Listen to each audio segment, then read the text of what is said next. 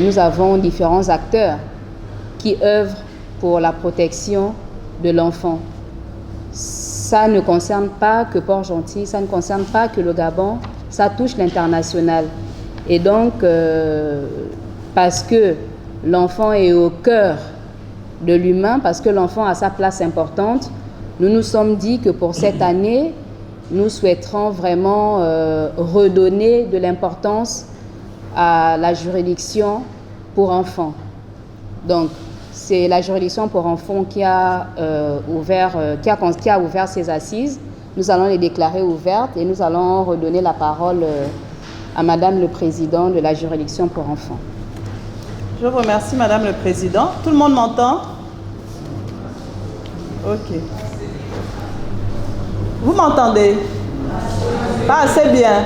Bon, on n'a pas de micro, hein. On va essayer de parler un peu plus fort. Donc, comme vous le savez tous, nous sommes réunis ce matin sur le fondement de l'article 8 du Code de l'enfant, de la loi 8, la loi numéro 003/2018 du 8 février 2019 portant Code de l'enfant en République gabonaise. Cet article dispose: les acteurs du système de protection de l'enfant travaillent de manière concertée. À ce titre, ils mutualisent et coordonnent les actions de mise en œuvre des politiques publiques relatives à la défense des droits de l'enfant. Ils doivent, dans leur mission, respecter et protéger les droits fondamentaux de l'enfant. C'est donc à ce titre que nous sommes ici aujourd'hui. Nous sommes ici aussi parce que depuis le 7 juillet 2022, la ville de Port-Gentil fait désormais partie des vastes réseaux des villes amies des enfants. Ville amie des enfants, voici le nouveau nom de la ville de Port-Gentil. En effet, un mémorandum a été signé entre la mairie de Port-Gentil et l'UNICEF Gabon, en présence de Noël Marie Zagré, représentant de l'UNICEF Gabon, et Gabriel Tchongo, maire de Port-Gentil. La ville de Port-Gentil s'est donc engagée à faire respecter les droits des enfants et favoriser leur bien-être. Une grande responsabilité pèse donc sur nous tous, acteurs de la protection de l'enfant, celle de garantir et faire respecter les droits de ces enfants, et ce, dans tous les domaines.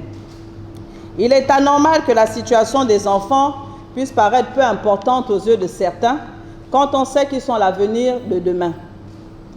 Je viens donc vous féliciter, nous acteurs de la protection de l'enfant, qui en avons fait notre cheval de bataille. Travailleurs sociaux, enseignants, médecins, psychologues, officiers de police judiciaire, juges et parquetiers, œuvrant tous pour la protection de l'enfant. Merci à tous pour le travail abattu pendant près de 3 ans et surtout merci de ne jamais baisser les bras. On ne cessera de nous dire qu'on en fait trop. Nous croyons que nous n'en faisons pas assez. Notre intervention s'articulera en 3 parties.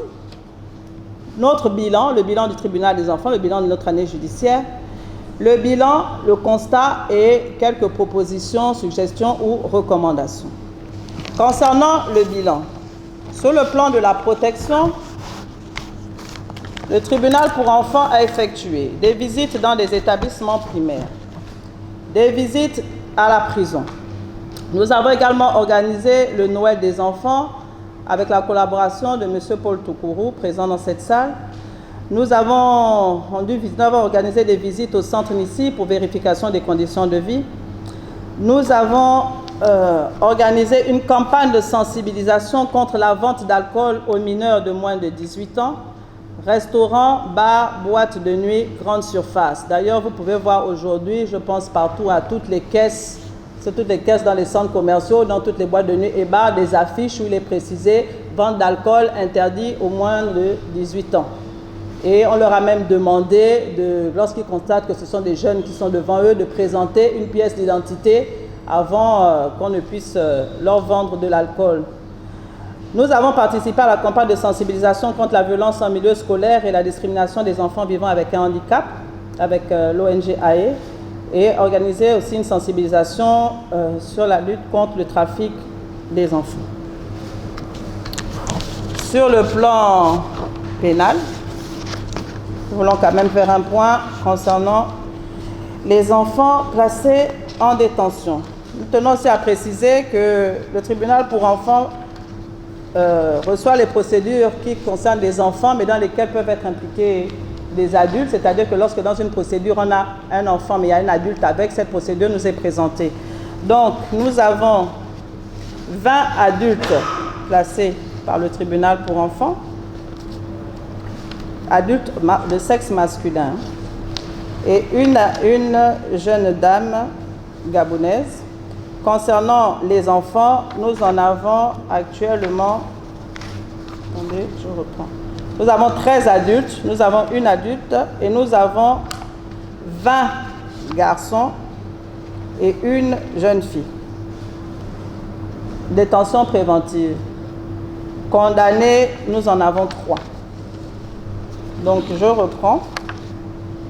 13 adultes de sexe masculin, une adulte, sexe féminin, 20 enfants, c'est-à-dire de moins de 17 ans, de sexe masculin, une jeune fille de sexe féminin et nous avons 3 enfants condamnés.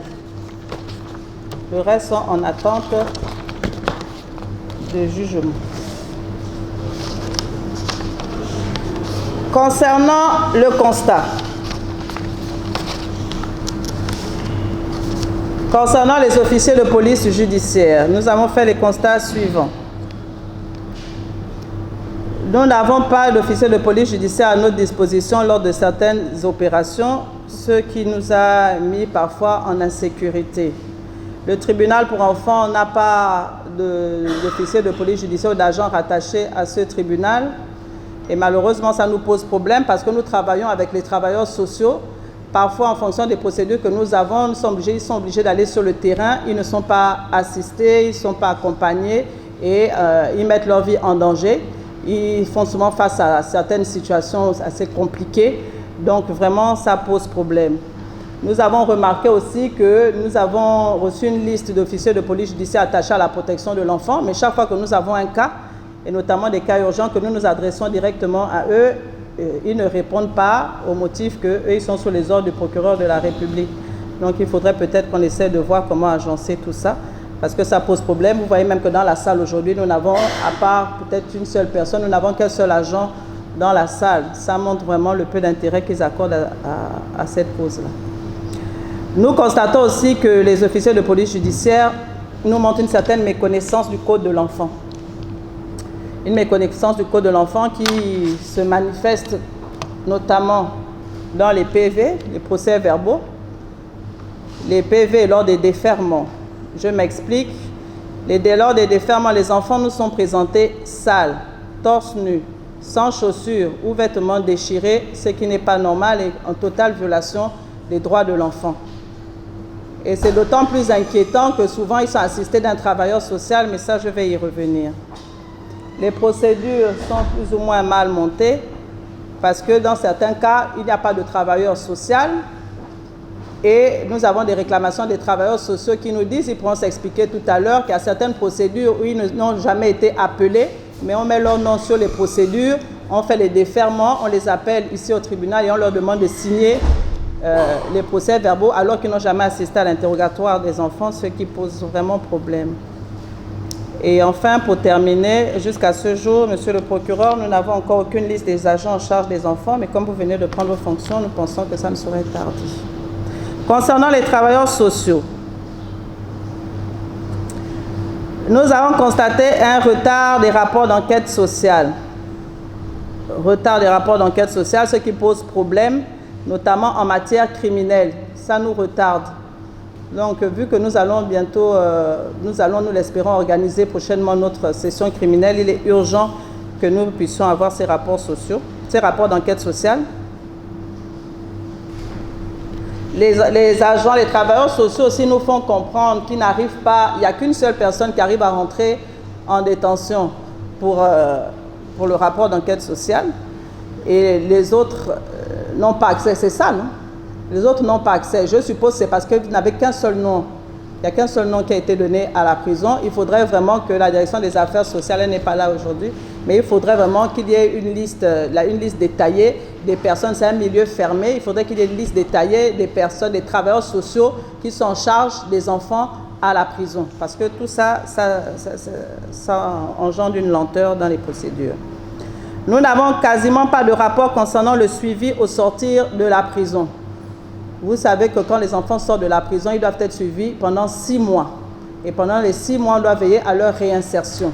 Or, nous constatons que depuis qu'ils sont sortis, là, une grande majorité, durant cette année judiciaire, avant on avait quand même un bon suivi, mais là, nous n'avons quasiment plus de rapport. On ne sait pas ce qu'ils deviennent, on doit avoir un rapport continu, savoir ce qu'ils deviennent, ce qu'ils font. C'est vrai que le plus souvent, on les remet à l'école, on essaie de leur trouver du travail pour certains ou des formations, mais on a besoin de savoir comment ça se passe dans les familles, etc. Nous constatons que les travailleurs sociaux ne sont pas assez regardants lors des déferments. Ce n'est pas normal que des enfants nous soient présentés avec un travailleur social. Je rappelle que le travailleur social est l'avocat de l'enfant. Ce n'est pas normal qu'on nous présente des enfants, vous êtes là, des enfants qui sont mal vêtus, qui sont débraillés ou qui sont sales, d'autant plus que les parents, lors des déferments, les parents sont là. Ça veut dire que les parents peuvent apporter des habits à leurs enfants. Donc ce sont des choses sur lesquelles il faut veiller. Il faut également être regardant sur la durée des gardes à vue et les heures des interrogatoires conformément au code de l'enfant. Il y a des agents des affaires sociales aussi qui se sont présentés à nous lors des déferments. Et ce sont des personnes que nous ne connaissons pas, qui ne font pas partie de la liste des travailleurs sociaux qui nous a été soumise. Donc je pense que cette liste, il faut l'actualiser. Concernant les placements d'enfants, à mission ici ou au CMI. Nous rappelons que tout enfant, avant d'être placé, doit d'abord être présenté devant un médecin pour faire un certificat médical. On en avait déjà parlé, malheureusement ce n'est pas le cas. Parce que si on prend un enfant et qu'on le place dans un centre et que cet enfant a un problème de santé qu'on ne connaît pas, et la même nuit, l'enfant a un problème, on ne le sait pas où il décède, qu'est-ce qu'on va dire? Donc, il faudrait vraiment respecter ça. Il y a le docteur Simon qui est là, vous savez, qui travaille avec nous comme bénévole. Je pense qu'il serait bien à chaque fois de l'appeler. C'est ça l'approche système. Il faudrait bien de l'appeler pour que ces enfants-là soient examinés avant d'être déposés à mission ici au CMI. D'autant plus que ce ne sont pas des centres étatiques. Hein? Ce ne sont pas des centres étatiques. Ce sont des centres privés qui appartiennent. Un appartient à l'église Christ révélé aux nations, l'autre à l'église catholique. Donc, ils sont bien gentils de nous laisser leurs locaux, d'accepter ces enfants-là, surtout qu'ils ne reçoivent aucune subvention de l'État. Donc, il faudrait bien faire les choses. Nous avons un problème que nous connaissons tous, le centre d'accueil pour enfants. Comme je le disais tout à l'heure, nous n'avons pas de centre étatique. Donc, la majorité des enfants que nous trouvons, des enfants qui sont victimes de maltraitance, Madame la Présidente, des enfants que nous trouvons dans la rue, les enfants abandonnés, tous les restes, des enfants victimes de violences, des enfants victimes de traite, on les prend et on les place dans ces centres-là. Ce ne sont pas des centres étatiques. Et aujourd'hui, ces centres-là sont pleins et malheureusement, ils ne peuvent plus recevoir. Et nous sommes confrontés à cette situation. Désormais, qu'est-ce qu'on fait? Où on met ces enfants? Dans quelles conditions? Donc ça, c'est un gros problème. Il y a des problèmes qui ont été évoqués au président de la République quand il était là. Moi, je pensais que ce problème-là aurait été soumis parce que c'est vraiment un problème urgent. Malheureusement, ça n'a pas été le cas et je le déplore. Concernant le service social, le service social reçoit des cas, fait des convocations, vous recevez des cas à vos bureaux, mais lorsque vous n'arrivez pas à trouver une solution, vous nous envoyez directement ces cas-là qui se présentent à nous en nous disant on est aux affaires sociales, on nous oriente vers vous. Nous rappelons que dès l'instant que ces cas-là sont suivis au service social, c'est à vous de nous les transmettre. Et de nous les transmettre avec un rapport, qu'on sache déjà ce qui s'est passé, ce qui a été dit au niveau du service social. Et puis nous, on prend le relais. Concernant la sécurité pénitentiaire, nous avons constaté que la prison organise des événements concernant les enfants sans nous en informer, ni même nous inviter. Ce qui n'est pas normal. Nous avons constaté, malgré nos recommandations, qu'il n'y a toujours pas d'activité pour les enfants à la prison. Sauf si vous venez me dire le contraire, que ça a changé. La loi demande que les enfants fassent des activités, qu'ils fassent du sport, tout le reste. Malheureusement, jusqu'à maintenant, les retours qu'on a et lors de nos dernières vidéos, nous avons constaté que ce n'était toujours pas le cas. Avant, il y avait des journées sportives où ils pouvaient faire du sport, ils faisaient des matchs de foot, il y avait le mercredi, on projetait des films, il y a certaines personnes, les ONG, la Voix des oubliés, ils sont là, si je ne me trompe. Hein. Il y avait les ONG qui partaient, qui discutaient avec les enfants, il y avait on pouvait organiser des cours de théâtre et tout le reste. Donc, il faudrait que ces choses-là reviennent, parce que pour le moment, ce n'est pas le cas. Je reviens sur le problème de cumul des peines. Je ne sais pas si je dois revenir dessus, mais je reviens quand même dessus, parce que c'est, je ne vais pas dire un conflit, mais un petit débat que nous avons eu. Et comme il s'agit des enfants, c'est important d'insister. Monsieur le procureur, à la prison de Port-Gentil, ils appliquaient le cumul des peines. Et notamment concernant des enfants, vous voyez un peu à quel point c'est grave. Parce qu'un enfant qui est par exemple condamné à 2 ans et à 3 ans, on prend normalement la peine maximale qui est de 3 ans, mais l'enfant a déjà fait 3 ans et on garde l'enfant en détention en lui demandant de faire encore 2 ans de plus. Donc vous voyez que un enfant qui est rentré à 14 ans, à 17 ans, il pense qu'il va sortir, on lui demande encore. Donc même pour la réinsertion, ça pose problème. Il faut savoir que la détention pour un enfant, c'est d'abord dans le but de redresser cet enfant-là. Donc je pense qu'il n'y a plus de débat là-dessus, je l'espère, parce que lors de la dernière convention organisée par le ministère de la Justice sur la réforme du système judiciaire, nous nous sommes retrouvés avec vos supérieurs hiérarchiques, notamment le général Mitogo, et ils nous ont fait comprendre qu'effectivement, ce cumul des peines ne devait plus s'appliquer. Donc j'espère que ce sera le cas. À la prison, Madame posait, Monsieur le procureur, il y a des points sur lesquels j'insiste parce que vous n'étiez pas là.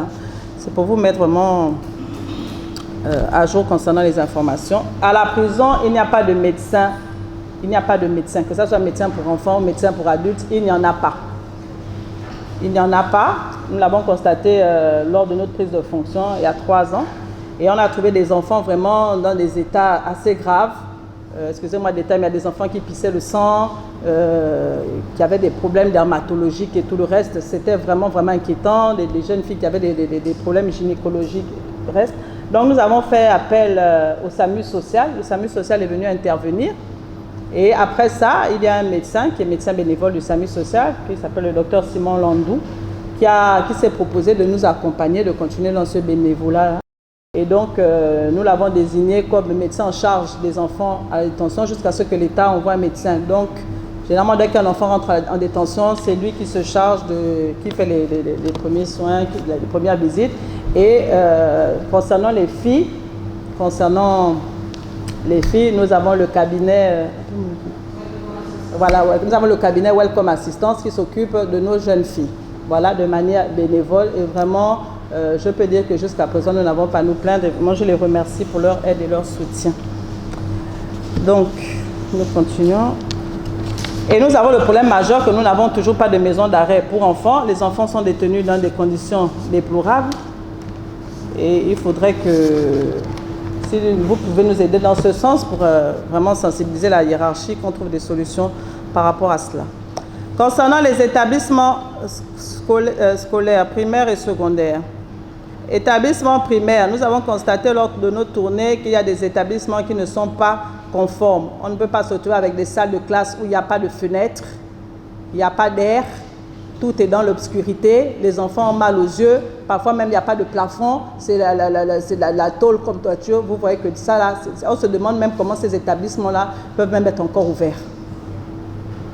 Et nos enfants vont à l'école dans ces conditions-là, il y a un sérieux problème. Si vraiment la DAP peut être regardante concernant ça. Ensuite, nous avons le problème des violences en milieu scolaire qui continue. Violence morale, violence psychologique. Violence morale, violence physique plutôt. On nous a dit qu'on en faisait trop, mais nous allons continuer à nous lever pour ça parce que ça, c'est plus possible. On ne peut pas faire le tour des salles de classe. Dans chaque salle de classe, on trouve des tuyaux. Quand ce n'est pas des tuyaux, ce sont des cordes comme des barbelés et même les courroies des voitures. Et c'est avec ça qu'on frappe nos enfants. Ce n'est pas possible. Ce n'est pas possible. Et quand on a fait le tour, on a vulgarisé le code de l'enfant, on a distribué le code, on a parlé, on a sensibilisé. Mais on constate que malgré ça, il y en a qui persistent. Et non seulement ils persistent, mais ils critiquent même le travail que nous sommes en train de faire. Moi, je rappelle aux enseignants, je ne sais pas s'il y en a dans la salle, mais je rappelle que vous n'êtes pas à l'abri de la loi. Et je crois que l'un des derniers décrets pris par le CTRI va dans ce sens-là. interdit formellement les violences en milieu scolaire. Donc, j'espère que le message est passé et qu'on n'enregistrera plus ces cas-là cette année. Et au-delà des violences physiques, je parlais de violences morales, violences psychologiques. Quand un enfant va en classe, l'enfant dit qu'il ne comprend pas, il n'a pas compris le cours. Et qu'on lui dit que tu es tellement bête que tu comprendras l'année prochaine, hein? C'est-à-dire qu'on inculque à nos enfants qu'ils sont bêtes, ils n'ont rien dans la tête. Ça, c'est des violences psychologiques. Un enfant va à l'école pour apprendre. S'il ne comprend pas, on prend le temps de lui expliquer tout simplement. Moi, je suis arrivée en étant capable de sensibilisation avec Madame Annie. On arrive, j'étais arrivée en retard, elle était déjà en train de travailler. Je pense qu'elle se souvient. Et j'arrive, je vois une jeune fille qui est en train de traverser la cour. Et elle était en embonpoint. Et puis, la dame qui était là, bon, je ne vais pas entrer en détail sur sa fonction et tout le reste au sein de l'établissement, elle se met à lui crier dessus en lui disant, oui, toi, la grosse là, la vilaine là, hein, tu étais où?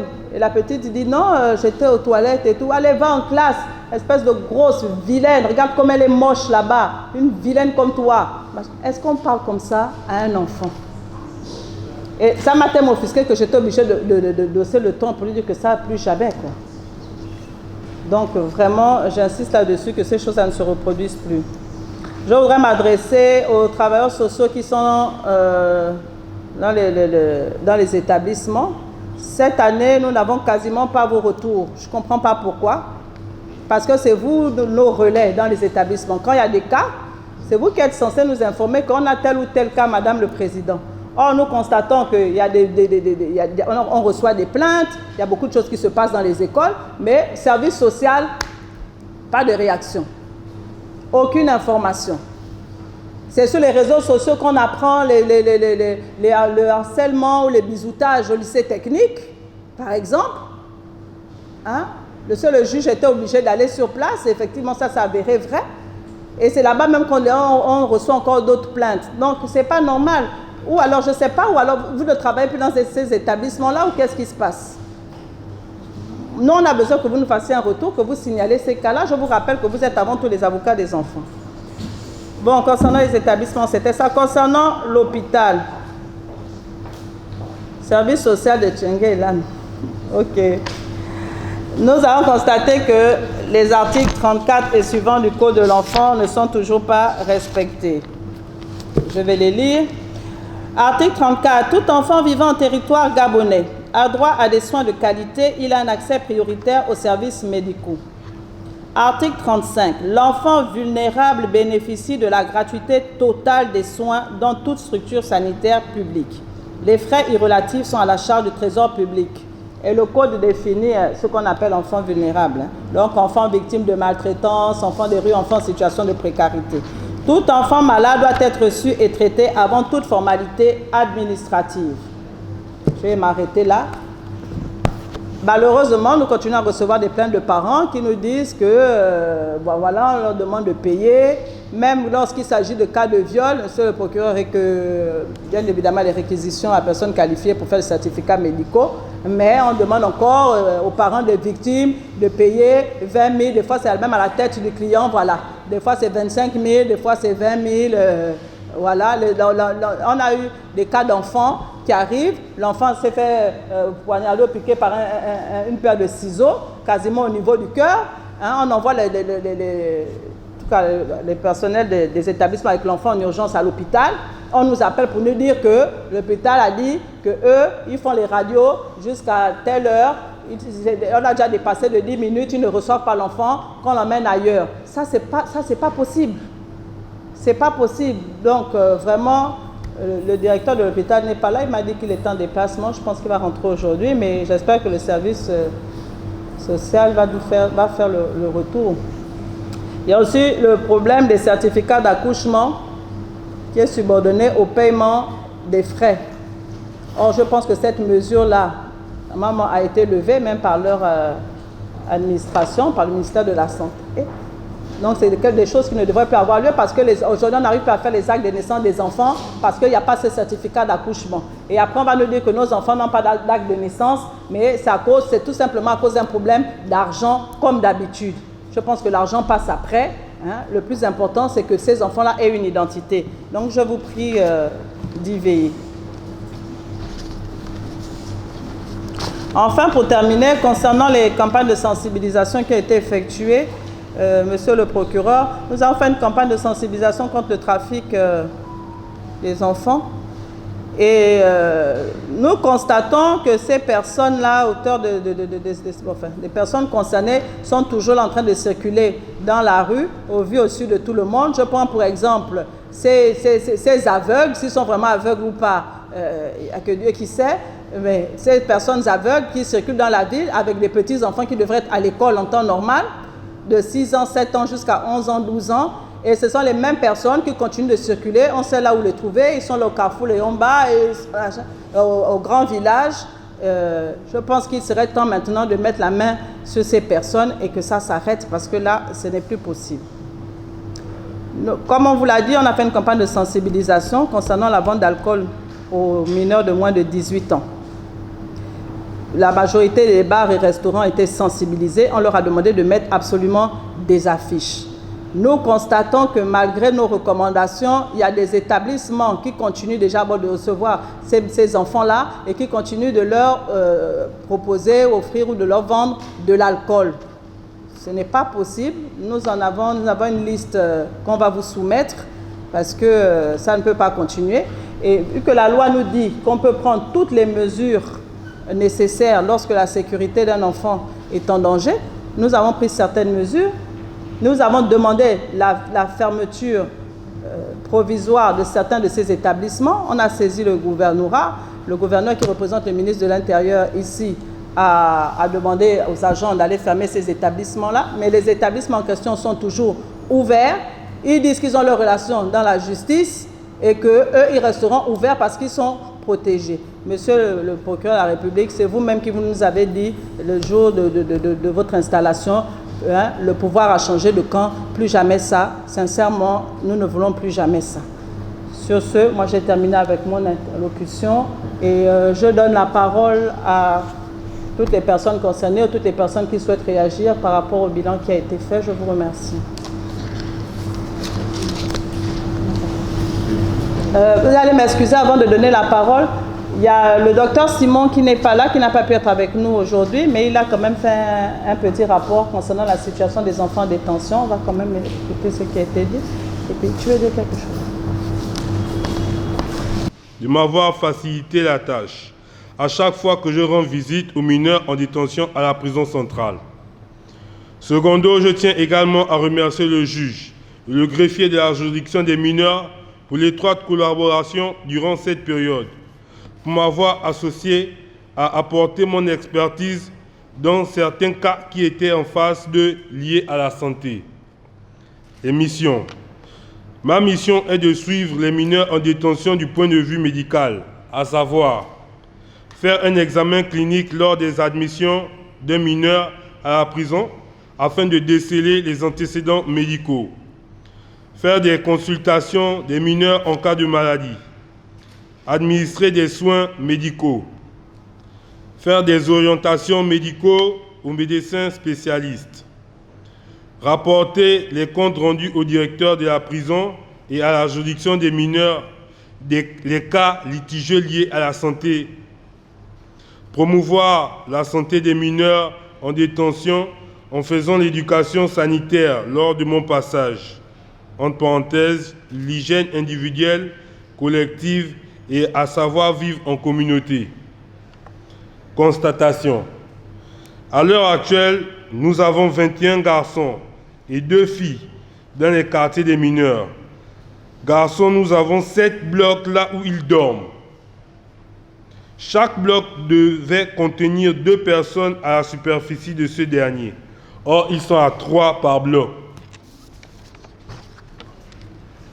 Il a été constaté un mineur avec une blessure au niveau du bras droit due à la torture lors de son passage à la PJ ou au commissariat central de la place.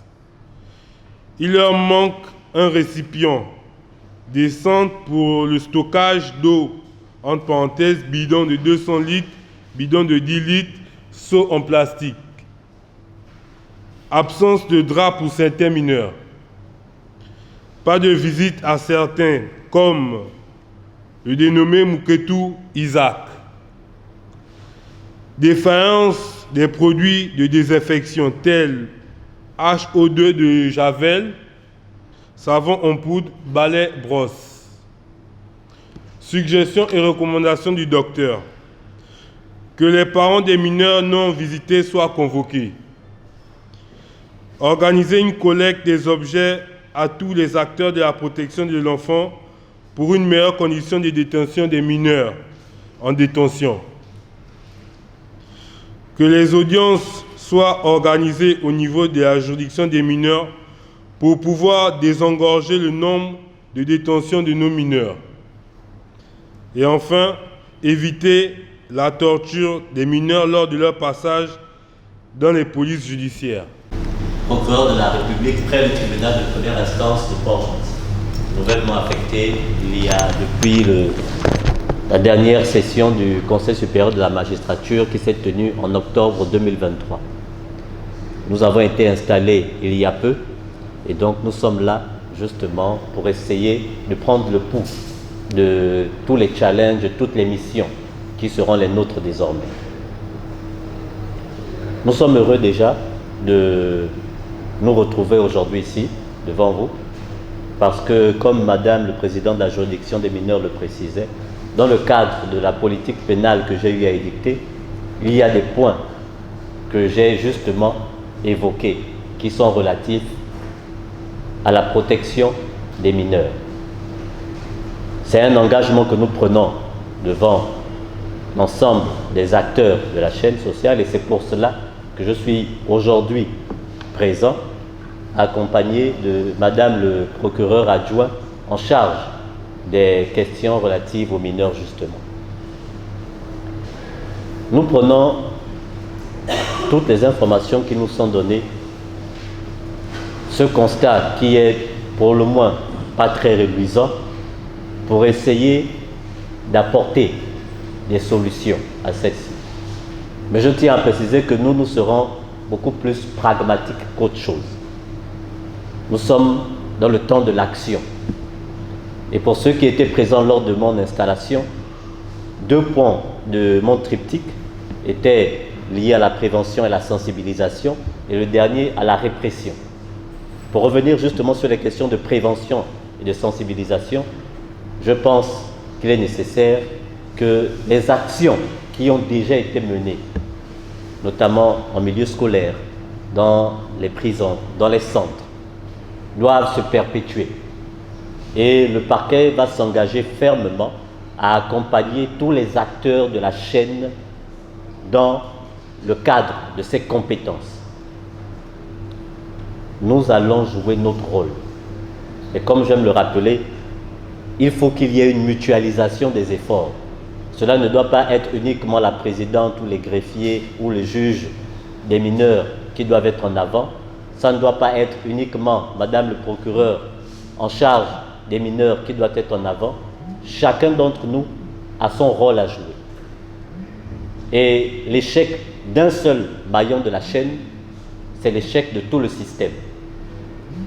Il y a un certain nombre d'éléments que vous avez mentionnés qui montrent qu'il y a des problèmes à chaque maillon de la chaîne, à chaque partie du système. Chez les agents de police judiciaire,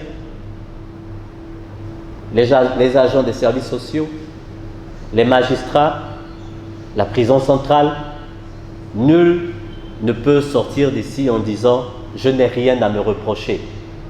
Donc, c'est un travail d'ensemble, c'est ensemble que nous réussirons ou c'est ensemble que nous échouerons. Mais quand on fait le constat actuel de notre jeunesse, je pense qu'il est temps que l'on revienne aux fondamentaux, mais surtout que l'on fasse en sorte que la loi soit appliquée dans son ensemble. Et c'est pour ça, Madame le Président de la juridiction des mineurs, Madame le Président du tribunal, je tiens encore à réaffirmer le fait que nous prendrons part à toute activité ou opération qui, par exigence légale, nous oblige à être présents. Mais nous aimerons également rappeler qu'au terme justement de la loi, nous avons un certain nombre de prérogatives. Et comme je l'ai dit tantôt, moi, je je suis jaloux de mes prérogatives. Ce qui est de ma responsabilité, de ma compétence, je l'exerce. Que quelqu'un d'autre ne l'exerce pas. Si je dois être informé d'une situation, que je sois informé d'une situation dans les temps et dans les délais, pour que nous puissions prendre les mesures idoines pour justement résoudre les problèmes auxquels nous sommes confrontés. Mais trop souvent, nous n'avons pas la bonne information. Nous rappellerons aux OPJ également quelles sont leurs obligations, parce que c'est aussi cela notre responsabilité. Au-delà de celle que nous nous assumons, nous avons un devoir de direction. Et donc, si au niveau des enquêtes préliminaires, par exemple, un certain nombre de points ne sont pas respectés, c'est de notre responsabilité et à nous d'attirer l'attention de nos vaillants OPJ qui vous accompagnent et qui parfois, je l'avoue, sont parfois submergés. La jeunesse est aujourd'hui fortement représentée dans les délits, dans les crimes. Et pour être avec les agents sur le terrain, on sait que ce n'est pas toujours facile, même avec les mineurs, parce que un délinquant, lorsqu'il n'a pas été suffisamment bien encadré, lorsqu'il n'y a pas de procédures pour l'accompagner, il finit par s'endurcir et finit par commettre souvent des impairs de plus en plus graves. Et justement, notre optique, notre but, c'est de s'assurer que cela ne se reproduise pas. Nous allons donc impulser une nouvelle dynamique avec votre soutien, avec le soutien de tous les acteurs, mais soyez-en rassurés, nous nous retrouverons également parce qu'une politique pénale concernant les mineurs a également été concoctée et nous nous retrouverons justement pour qu'on puisse tous ensemble, tous les acteurs de la chaîne, vous dire qu'est-ce que le parquet de la République, représenté par le procureur en charge des mineurs, comptera faire. Nous sommes présents, mais la loi a prévu un certain nombre de choses et il faut donc laisser l'opportunité à de ce que chaque acte soit posé en temps et en heure, que chaque personne prenne ses responsabilités et ses prérogatives. Mais notre présence aujourd'hui, c'est justement pour rassurer Madame le Président du tribunal, Madame le Président de la juridiction des mineurs, que le parquet ne reculera pas. Le parquet sera avec vous dans les missions de sensibilisation, dans les missions d'accompagnement. Dans les enquêtes préliminaires, vous serez toujours associés. Nous attendons l'apport et l'appui de tous les autres acteurs, OPJ, agents des services sociaux. On a besoin de tout le monde. Et comme je l'ai dit tantôt, et je vais chuter là-dessus, si un seul maillon de la chaîne cède, c'est l'ensemble qui échoue. C'est donc tous ensemble que l'on devrait réussir à mettre les choses en place. Et donc nous sommes ouverts, nous sommes disponibles à toute heure du jour ou de la nuit pour poser les actes que la loi a prévu que l'on pose. Sur ce, Madame le Président, Madame du tribunal, Madame le Président de la juridiction des mineurs, je vais m'arrêter par là. De celui où on met mon nom au cours d'une audition à laquelle je n'ai pas assisté. Je vais faire remarquer cela déjà à la brigade en question. Et il y a aussi le fait des délais. On a un mineur, venez, on a besoin de vous. Parfois, nous ne sommes pas disponibles. Parfois, nous sommes ailleurs. Doit-on laisser tout ce qu'on a fait pour venir parce qu'on a besoin de nous à l'instant T? Pourquoi ne nous avertir pas, ne pas nous avertir avant? La veille, par exemple. Il y a aussi le cas des parents qui ne coopèrent pas. Votre enfant a été interpellé. Amenez les vêtements le nécessaire. Il n'amène pas. Oh, c'est un bandit. Qu'est-ce que je dois faire? Il n'y a pas que lui. Qu'est-ce qu'on doit faire dans ce cas?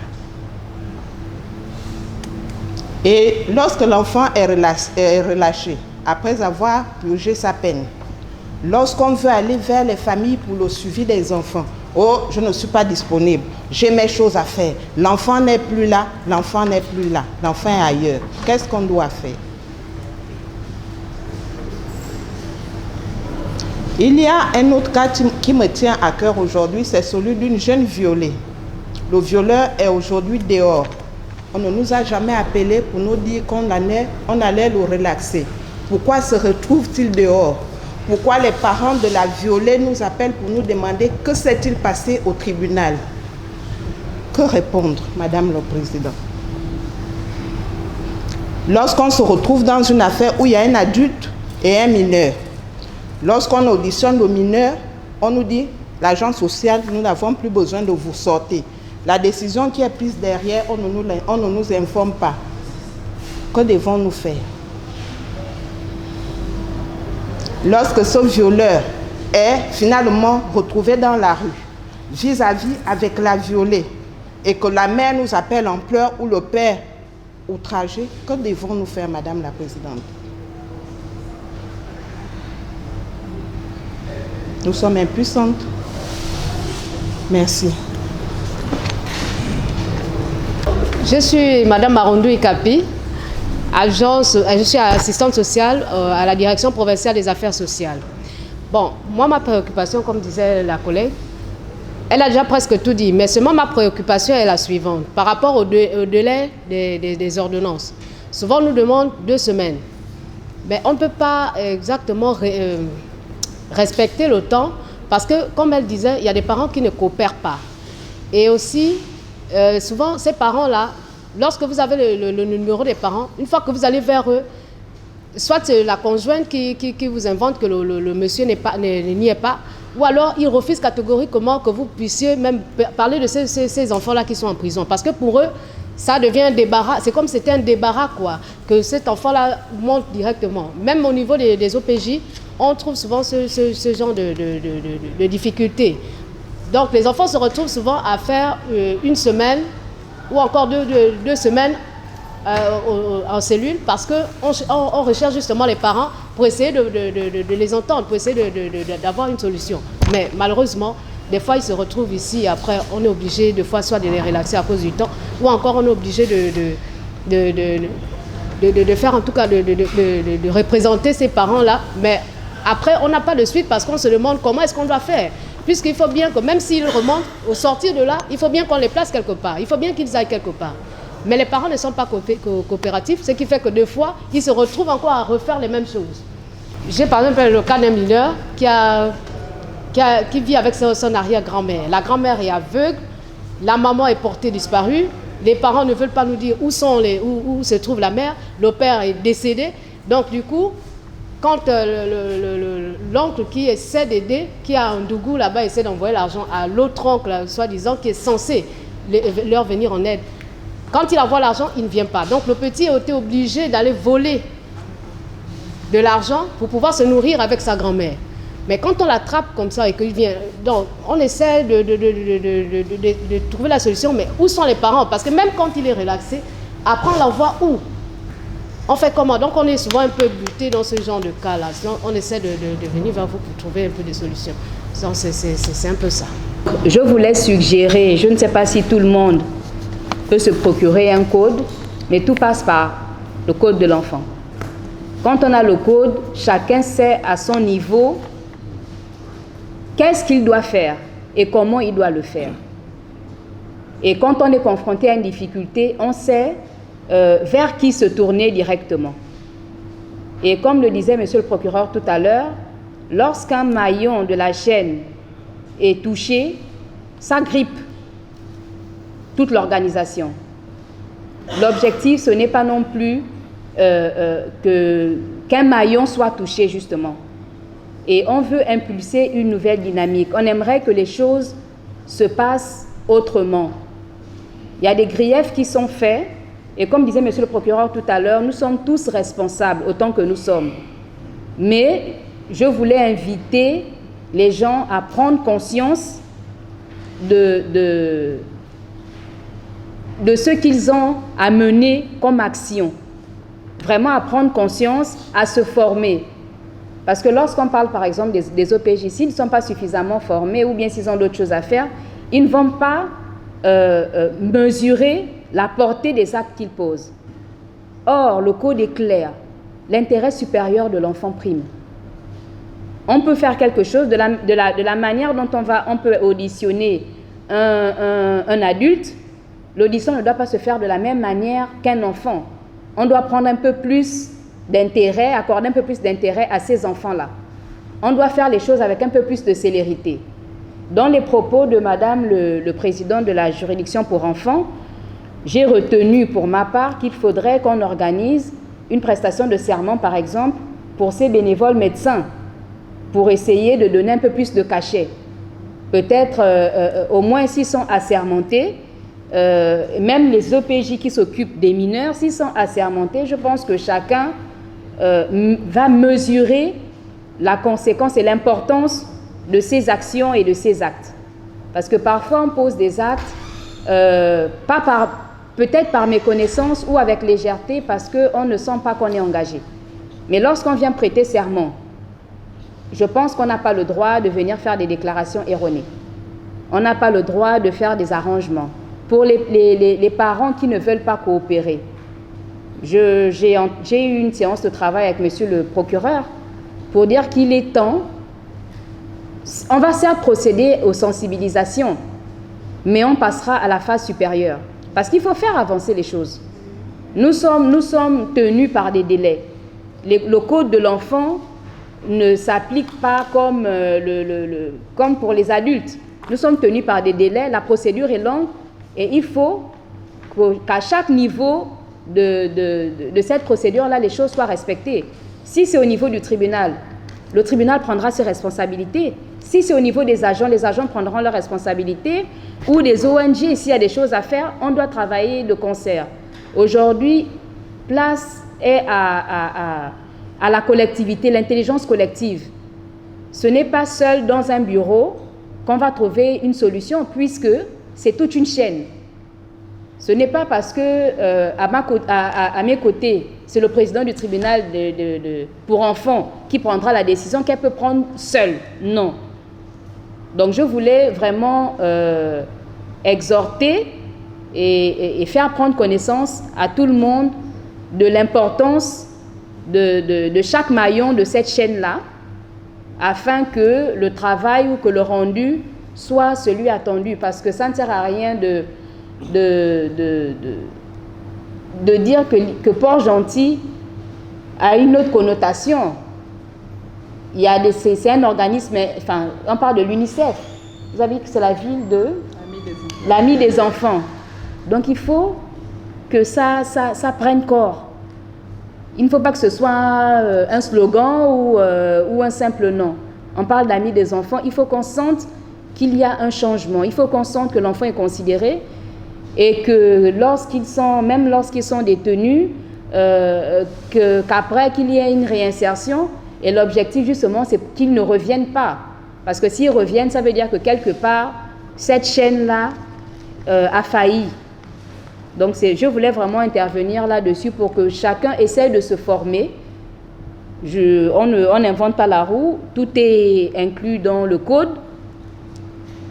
Il y a des process en interne, il y a des délais malheureusement à respecter, il y a une chaîne à suivre, chacun sait ce qu'il devra faire à son niveau. Je vous remercie. Madame la Présidente, vous avez la parole. Merci Madame le Président. Pour réagir par rapport à votre intervention, comme vous le disiez, la base c'est le code de l'enfant.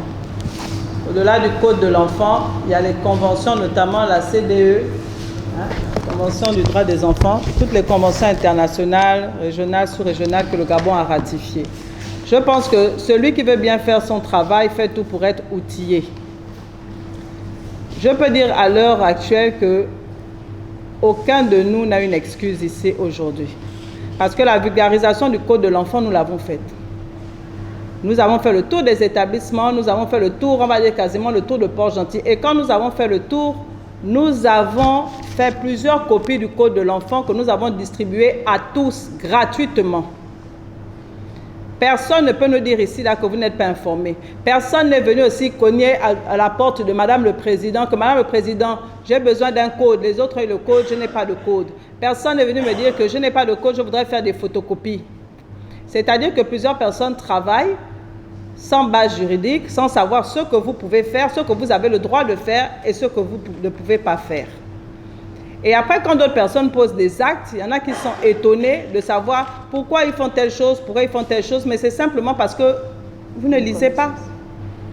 C'est la méconnaissance. Même la Bible dit que mon peuple périt faute de connaissance. Donc d'abord, la moindre des choses, la première chose, c'est que ceux déjà qui n'ont pas le code de l'enfant, en tant qu'acteurs de la protection de l'enfant, ça pose problème. Donc ceux qui n'ont pas le code de l'enfant devraient déjà chercher à se le procurer. Il est disponible pour ceux qui le désirent. Ça, c'est d'abord la première chose et j'insiste là-dessus. Pour réagir par rapport aux interventions des collaboratrices, là, Madame Mengue, vous avez évoqué une situation où on vous appelle, les OPJ vous appellent pour un interrogatoire, mais vous êtes ailleurs. On vous appelle séance tenante. D'abord, il faut savoir qu'il y a des cas. Parce que les OPJ aussi, quand les problèmes arrivent, personne ne sait que là, il y a telle personne qui va être violée, il y a telle personne, on va venir leur déposer un enfant qui a été maltraité et tout le reste. Donc, automatiquement, ils sont obligés de vous appeler. Mais le cas que vous êtes en train de poser là fait ressortir un autre problème. Parce que moi, je me disais qu'on devait avoir quand même une réunion après entre affaires sociales et tribunal pour enfants, vraiment pour entrer en profondeur. Ça fait ressortir un autre problème. Il y a un problème d'organisation. Il faudrait que les travailleurs sociaux qui sont affectés, par exemple, qui sont désignés pour les interrogatoires dans les unités de police et de gendarmerie, là, c'est-à-dire qu'il y ait une liste. Ceux qui sont désignés par les enquêtes sociales, il y a à la prison une autre liste. Parce que moi, je ne peux pas concevoir que vous êtes à plusieurs endroits en même temps. C'est normal que quand on vous appelle, vous êtes en train de faire autre chose. Je prends un exemple. Travailleur social à mission ici. Chargé de s'occuper des enfants à mission ici. C'est la même qui intervient encore lorsqu'il y a des auditions dans les unités de police et de gendarmerie. Il y a un problème. Donc je pense que ce sont des choses aussi qu'il faut revoir déjà en interne. Je peux terminer. Ce sont des choses qu'il faut revoir en interne, c'est-à-dire l'organisation. Par exemple, ceux qui sont désignés pour le suivi des enfants, la réinsertion à la prison, c'est-à-dire qu'ils sont focalisés que sur ça. Bon, le problème, c'est peut-être me poser le problème qu'il y a un manque d'effectifs. Je suis d'accord, mais ça, je dis qu'il faudrait qu'on essaie de voir ensemble comment essayer de réorganiser les choses. Parce que le problème que vous posez là, effectivement, c'est parce que vous êtes effectivement aussi à plusieurs endroits en même temps. Ce n'est pas de votre faute, ce n'est pas de la nôtre non plus. Mais je dis que ça fait justement ressortir ce problème-là. Ça fait ressortir ce problème-là. Des fois, vous êtes en enquête sociale, des fois, vous appelez qu'il y a un bébé là-bas, vous êtes avec un bébé dans les bras, en même temps, vous appelez encore. Donc, vous voyez que là, il y a vraiment un problème d'organisation. Il faut vraiment qu'on trouve des solutions. Ensuite, vous avez parlé des parents qui ne sont pas disponibles lorsqu'il y a des enfants en garde à vue. Il faut les présenter devant nous. Ils ne répondent pas, ils ne se présentent pas. Bon, mais s'ils ne se présentent pas... En fait, moi, ce que je ne comprends pas, c'est pourquoi tout ça, vous venez nous dire ça ici. Notre porte est ouverte. S'il y a des parents qui sont démissionnaires, mais vous venez nous signaler. On a dit on travaille en approche système. Vous venez signaler, chacun de nous va jouer son rôle. Moi, à mon niveau, je vais jouer mon rôle. Si moi, je ne peux plus jouer mon rôle, je vais saisir le parquet va jouer son rôle. Évitons de vouloir gérer les choses seuls. C'est ça, le travailler ensemble. Donc, c'était pour vous inviter à nous signaler tous ces cas-là. Maintenant, quand vous nous parlez des auteurs qui sont en liberté, pourquoi? Il y a des décisions qui sont à la discrétion des magistrats. Il y a des cas, on va dire, cas par cas. On ne peut pas rentrer en profondeur sur un dossier. Si vous avez des incompréhensions, mais vous pouvez toujours vous rapprocher du tribunal pour savoir qu'est-ce qui s'est passé. Et vous aurez sans doute plus d'informations. Par exemple, je vous prends un exemple. Vous connaissez cette procédure. Je pense qu'on était ensemble ou bien c'était, je ne sais plus avec qui on était. On a une procédure il n'y a pas longtemps qui concerne plusieurs enfants d'un établissement. Et parmi les enfants, il y en a un qui était l'instigateur. Et l'instigateur en question avait été laissé en liberté. C'est au cours de nos interrogatoires et tout le reste qu'on s'est rendu compte que mais finalement, celui-là, il avait joué un grand rôle dans cette affaire et qu'il ne pouvait pas rester en liberté. On a demandé son inculpation. OK? Il a été inculpé, il a été placé sous mandat de dépôt. Il s'avère que le jour où il a été placé sous mandat de dépôt, la prison est là. Il a été constaté une anomalie sur son corps et on s'est rendu compte, on a appelé urgemment le médecin et on s'est rendu compte qu'il était malade, une maladie assez grave et on doit même l'opérer. Mais les parents des autres enfants là, ils ont appris que cet enfant-là a recouvré la liberté. Et ça a commencé à parler à l'extérieur. Donc vous voyez, ce sont des choses qui peuvent prêter à confusion quand on ne vient pas chercher l'information. Heureusement qu'il y a une des mamans qui s'est retrouvée quand même dans notre bureau, même si elle a avancé certains propos, mais on lui a expliqué la situation et elle a compris. Donc parfois, il faut simplement aller chercher l'information et puis on va vous la donner. Ce n'est pas toujours ce que vous pensez. Donc je voulais venir là-dessus. Madame Marondou, vous avez parlé du délai de 2 semaines par rapport aux enquêtes sociales. Oui, mais les enquêtes sociales, nous on donne nos délais, c'est vu d'urgence. Quand vous rencontrez une difficulté, vous nous revenez. Madame le Président, vous nous avez donné 2 semaines pour faire rendre tel rapport. Dans cette affaire, nous faisons face à des difficultés. Les parents ne sont pas... Et on peut même vous aider. Les parents ne sont pas joignables, les parents ne répondent pas ou les parents refusent de nous recevoir. Mais nous, on va jouer notre rôle. Et on essaie de voir ce qu'il y a lieu de faire. Si maintenant ce sont des parents récalcitrants qui sont des missionnaires et tout le reste, mais à un moment donné, on va appeler leur enfant. On vous a dit qu'on travaille tous ensemble. Donc moi, je veux d'abord que vous puissiez inclure qu'on travaille ensemble. Et vous le savez, c'est comme ça qu'on a travaillé jusqu'à maintenant. Je ne vois pas pourquoi aujourd'hui ça va changer. Le tout, c'est de communiquer, communiquons et trouvons des solutions ensemble. Mais si vous ne communiquez pas, nous, on ne peut pas deviner que vous êtes en train de traîner dans un rapport parce qu'il y a un parent qui est en train de vous faire tourner. Donc, informez-nous et puis on fera ce qu'il faut. Est-ce qu'il y a d'autres réactions, d'autres problèmes, réactions, suggestions? Oui. Monsieur Afanou, d'abord, on va donner la parole à l'ancien. Nous sommes une coordination qui compte à peu près une quinzaine d'OSC qui travaillent un peu dans tous les secteurs de la protection de l'enfant. Alors, les préoccupations que Madame la Présidente des mineurs a soulevées, vraiment, nous les partageons parce que nous rencontrons les mêmes problèmes pratiquement, puisqu'on a fait les campagnes ensemble. Alors, je voudrais d'abord noter que la quasi-totalité de ces associations ont pour cible des enfants qui sont scolarisés. Soit qui ne sont pas scolarisés, qu'on va mettre à l'école, ou qui sont dans des établissements et on va faire un certain nombre d'actions envers ces enfants-là.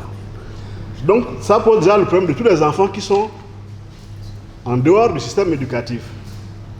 Et avec les nouvelles dispositions, on se trouve confronté au problème de ces enfants-là qui ne trouvent même pas de place dans les écoles, malgré les dispositions qui ont été prises pour qu'il n'y ait pas de frais de scolarité, etc. Donc, tous ces enfants-là qui sont en dehors du système éducatif ne sont pas toujours ciblés par les actions que nous menons.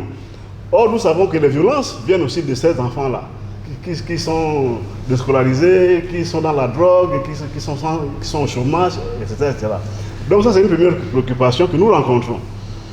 Ensuite, il y a le problème de l'accueil de ces enfants.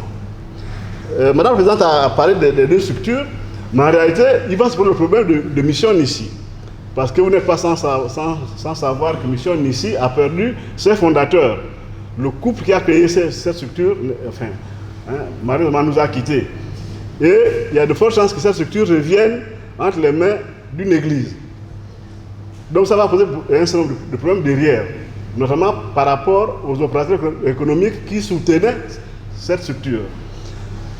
Mais quand bien même cette structure existerait, elle ne peut pas accueillir tous les enfants. Parmi les enfants qui sortent de nos actions, il y a tous les enfants handicapés qui sont cachés par les familles. Or là, il y a une action qui est menée par le gouvernement qui va recenser on espère, tous les handicapés de la province. Donc on va se trouver avec des enfants handicapés qu'on n'avait jamais rencontrés et qui vont venir un peu grossir déjà le lot des enfants qui sont là. Il n'y a pas de structure d'accueil pour cela. il n'y a pas de spécialistes. Enfin, c'est des problèmes que nous soulevons à chaque fois.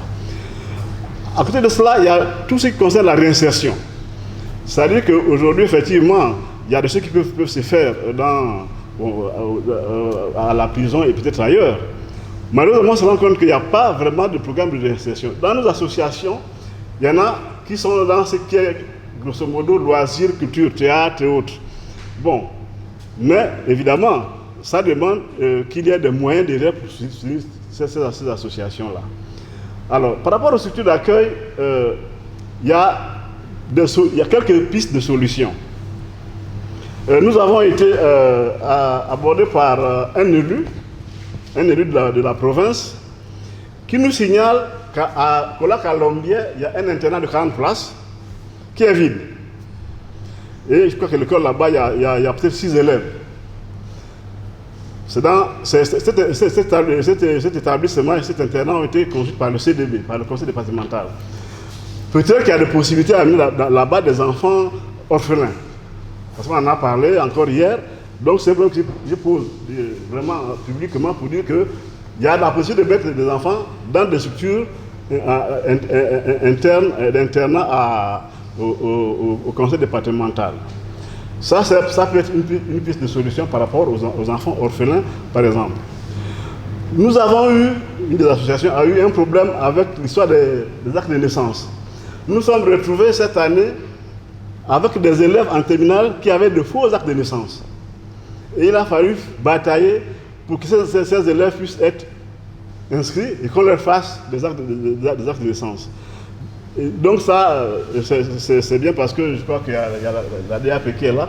Mais il faut vraiment que très tôt, au niveau du système éducatif, on s'assure que les enfants qui sont dans le système éducatif ont de vrais actes de naissance et qu'ils pourront aller jusqu'au bout. Parce que c'est en terminale qu'on découvre que les actes de naissance ne sont pas bons. Donc il faut se battre pour rapidement, etc. Donc il y a tous ces problèmes-là que nous rencontrons.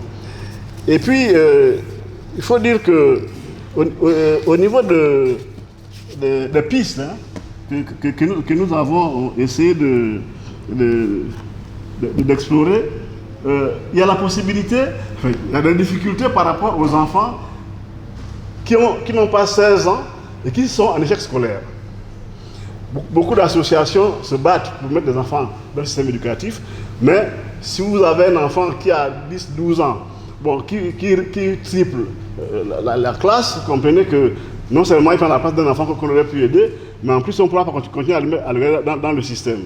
Donc tous ces enfants-là qui n'ont pas encore 16 ans, qu'on va être obligé peut-être de mettre dans un système d'apprentissage combiné à l'alphabétisation, on ne sait pas, il faut trouver des formules.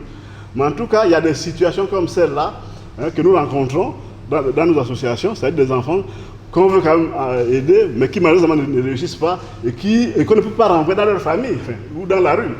Donc il va falloir trouver des solutions par rapport à ces enfants-là. Nous avons deux associations qui ont mis en place des points d'écoute, A et Paul Sarah. Pas Paul Sarah, 3S. Alors, c'est intéressant parce que ces points d'écoute aident beaucoup. Mais on se rend compte que malheureusement, les enfants qui viennent, enfin, ils vont peut-être s'exprimer là-dessus. Il y a toujours un problème à impliquer les parents dans ce que nous faisons. Il y a le fait que, par exemple, quand on veut impliquer les parents, ils ne s'en occupent pas, enfin, ils ne sont pas intéressés. Et malheureusement, il y a des situations où il y a des actions qui sont perdues parce que les parents ne sont pas impliqués, parce que les parents ne continuent pas à la maison le travail qui est fait par les gens qui reçoivent les enfants dans les points d'écoute ou tout simplement dans nos associations. Voilà un peu ramasser un certain nombre de problèmes que nous rencontrons. Les associations qui sont là vont pouvoir peut-être intervenir, mais nous notons que, vous l'avez souligné, on a fait des sensibilisations par rapport au code de l'enfant. La Voix des oubliés a fait toute une sensibilisation des OPJ sur les tortures. Et nous sommes surpris de savoir qu'il y a encore des tortures dans les maisons d'arrêt ou chez les OPJ. Donc ça nous interpelle, surtout que ça concerne des enfants. Les traitements dégradants sont interdits, on a signé une convention pour cela. Donc voilà un peu, Madame la Présidente, ce que je voulais dire en gros par rapport aux OSC. Et pour certaines compléter ce que j'ai dit par rapport aux difficultés qu'elles rencontrent, notamment les difficultés d'accueil, les difficultés de formation, parce que souvent, quand on prend par exemple le cas des enfants qui ont un handicap, qui sont scolarisés, il n'y a pas d'AVS pour les accompagner. Donc, les enfants arrivent jusqu'en terminale, passent des fois les examens dans des conditions normales. Et on a eu des cas où il a fallu se bagarrer pour qu'on reprenne le cas d'un enfant qui avait déjà échoué. Il a fallu que aille se battre pour qu'on recommence le preuve du baccalauréat pour cet enfant qui a fini par réussir. Alors qu'à Libreville, les enfants sont accompagnés par des AVS et ici il n'y en a pas. Voilà un peu vraiment ramasser un certain nombre de problèmes que nous rencontrons et que peut-être les autres vont compléter, les associations vont compléter pour que vous soyez plus édifiés de ce qui se passe dans notre univers. Je vous remercie. Je voudrais intervenir par rapport à la sensibilisation. Merci à la juridiction des mineurs qui a accompagné l'ONG AG pour handicap à l'école pendant pratiquement 3 semaines dans tous les établissements secondaires de la place. Mais le constat, c'est que malgré la permission donnée par la DAP, les établissements scolaires nous reçoivent comme des parias. Ils nous donnent un coin quelque part. Il faut négocier pour que des enfants arrivent pour la sensibilisation. Et on se sent comme des intrus dans ces établissements-là. Alors on veut savoir, est-ce qu'au niveau de la juridiction ou bien du tribunal, peut-être pas obligé, mais qu'il y ait un meilleur accompagnement, une meilleure collaboration des établissements scolaires par rapport aux sensibilisations que nous allons faire dans les établissements scolaires. Se pose aussi par rapport à la problématique des enfants en situation de handicap, cette collaboration bien sûr des familles. J'ai posté la dernière fois et c'est la deuxième fois que je poste un enfant vraiment je vais le dire, un gros slip troué. Ce n'est pas tant, quelqu'un a dit oui, mais c'est peut-être parce que les parents sont démunis. Non, c'est un enfant qui vient en voiture et on sait qui est la famille. Donc nous, notre gros problème par rapport aux familles, c'est qu'on n'a pas de moyens de pression parce qu'on est obligé quelquefois de mettre trop d'eau dans notre vin parce que ces enfants-là, nous allons les chercher le plus souvent très loin, je veux dire sous le lit même. Et quand ils ont commencé à venir, on a intérêt, entre griffes, à garder cette collaboration avec les familles. Donc on se retrouve un peu en situation où on doit négocier pour que les enfants continuent à venir à l'école alors que c'est pour le bien des familles. Jeter les problèmes de vampires, de sorciers autour de l'enfance en situation de handicap pour plutôt relever ce manquement dans nos hôpitaux, dans nos structures hospitalières, notamment à l'hôpital régional de Ntchengue qui est censé accueillir tous ces enfants. Madame la présidente de la juridiction des mineurs a lu les articles qui permettent aux parents de savoir que l'enfant vulnérable doit être accueilli, mais il y a aussi ce manque de spécialistes dans la ville. Et pour la petite histoire, AE a fait venir un spécialiste. Aujourd'hui, faute de moyens financiers, on a accusé beaucoup de retard de paiement. Ça ne se passe pas toujours très bien. Aujourd'hui, on est même à l'inspection du travail. Et puis, c'est la première fois qu'on m'emmène à l'inspection du travail pour une affaire, j'ai envie de dire, qui ne me concerne même pas. Parce que ça soit la structure elle-même âgée pour handicap à l'école ou moi, la présidente, je ne fais aucun bénéfice sur ces travailleurs-là que nous essayons de faire venir pour aider en tant qu'ONG, donc assurer un peu ce manquement de l'État. Et on ne se sent pas assez protégé. Parce que quand vous arrivez à l'inspection du travail, on vous dit la loi c'est pour le travailleur.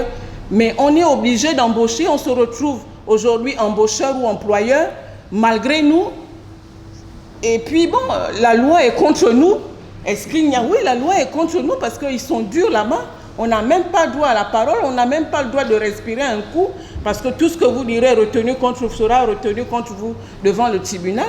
Donc c'est pas exclu que je me retrouve à la barre d'ici quelques jours là pour plaider plaider. Oui, pour plaider, parce que je vais plaider le cas de nos enfants en disant que lui, il va partir. Comment on va faire pour ces enfants-là qui vont être abandonnés par un spécialiste qu'on n'a pas déjà dans toute la ville de Port-Gentil.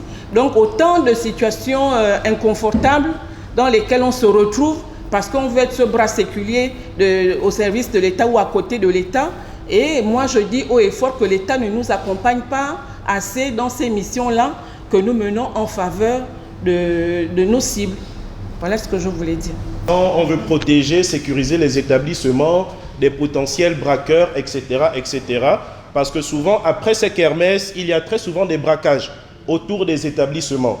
Et pas que des braquages, vu que je discute beaucoup avec les élèves directement, il y a très souvent des gens qui sont poignardés après les kermesses et voilà, ça passe souvent sous silence, etc. Donc, j'aimerais quand même qu'on regarde ce côté-là, qu'on essaie de poster, si possible, des agents de sécurité afin que les élèves se sentent un peu plus en sécurité, surtout aux abords des établissements. Parce que, mis à part les kermesses, j'ai juste évoqué le cas des kermesses, mais même dans le quotidien, il y a des élèves à qui on arrache les téléphones, en fait, devant les établissements. Donc, je pense quand même que si on voit des éléments en treillis, ça peut quand même freiner le fléau et voilà quoi, rendre l'école comme étant un cadre de vie un peu plus convivial. Donc voilà, merci à vous. Continuité de la violence au sein des établissements scolaires. Avant cela, je voudrais simplement réaffirmer et rassurer tout le monde que l'école gabonaise que je représente ici, que nous représentons ici, a pour une des missions d'œuvrer au développement harmonieux de l'enfant.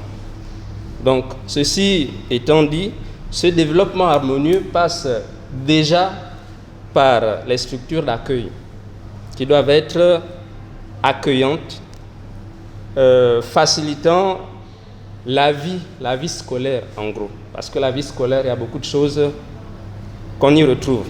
Donc, je pense que votre constat, si je ne me trompe, a été fait certainement dans les établissements privés. Les salles de classe qui n'ont pas de fenêtres. Voilà. Il n'y a pas de plafond.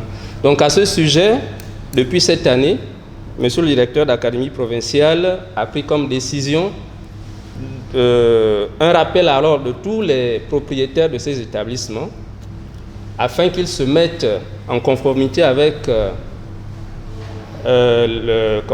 avec les règles de l'art, c'est-à-dire des salles de classe ayant des fenêtres, des salles de classe avec des plafonds, des écoles possédant des sanitaires conformes.